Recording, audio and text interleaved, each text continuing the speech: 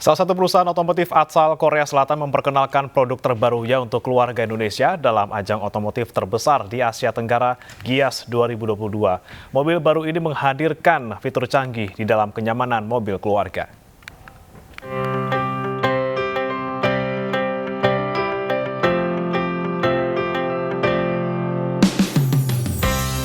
Hyundai Motors Indonesia memperkenalkan Multi-Purpose Vehicle atau MPV terbarunya.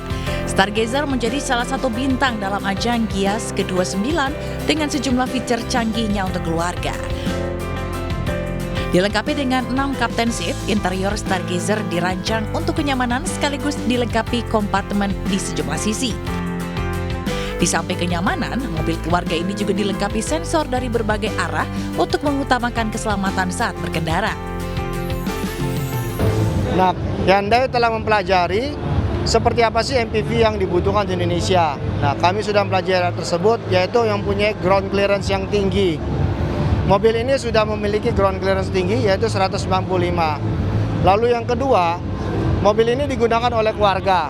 Kalau digunakan oleh keluarga, pasti membutuhkan suatu kendaraan yang nyaman dan lapang. Nah, kita juga sudah siapkan dengan model captain seat maupun juga 7 tempat penduduk. Nah, kenapa kita siapkan 6 captain seat ini? Supaya anak-anak kalau main di dalam itu bisa main-main, luas dan nyaman. Jadi mereka happy. Selain desainnya yang mewah, Stargazer juga dilengkapi dengan fitur yang terkoneksi dengan BlueLink yang bisa dikontrol melalui telepon genggam sehingga bisa mendeteksi lokasi hingga mengontrol sejumlah fitur lainnya dari jarak jauh. Dari Tangerang, Banten, Bayu Pradana, Sadu Santo, iNews melaporkan.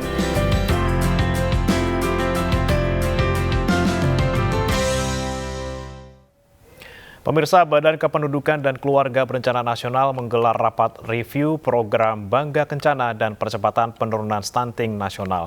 Rapat ini membahas percepatan penurunan stunting agar bisa memajukan pembangunan manusia yang lebih berdaya saing di masa depan.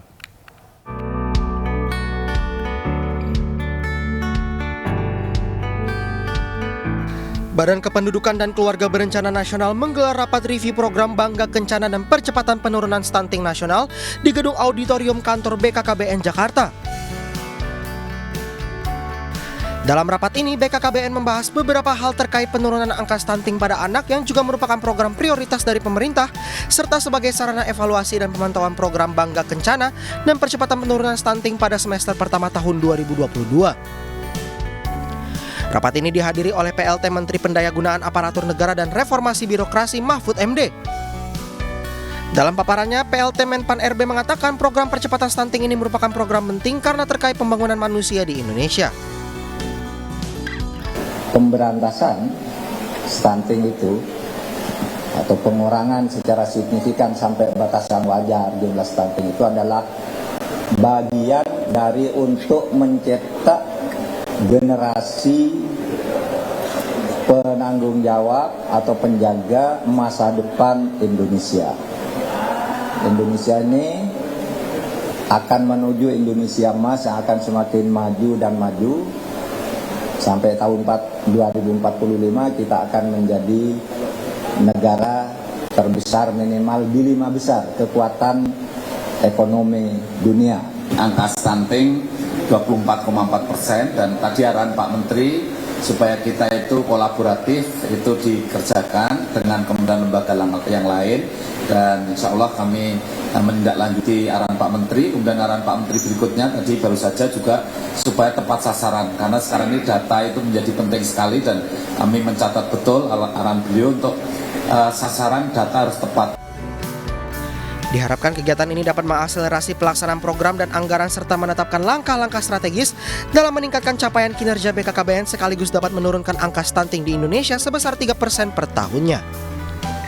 Dari Jakarta, Muharlin Ahmad, iNews melaporkan. MNC Peduli melalui program Generasi Cerdas Anak Bangsa memberikan pendidikan karakter kepada para siswa dan siswi Sekolah Alam Prasasti yang ada di Kabupaten Bekasi, Jawa Barat. Mereka diajak belajar sambil bermain, mulai dari mewarnai, mendongeng, hingga menanam tanaman hias. Sekolah Alam Prasasti Desa Sukatenang, Kecamatan Sukawangi, Kabupaten Bekasi, Jawa Barat menjadi salah satu sekolah bagi anak-anak kurang mampu dari keluarga prasejahtera.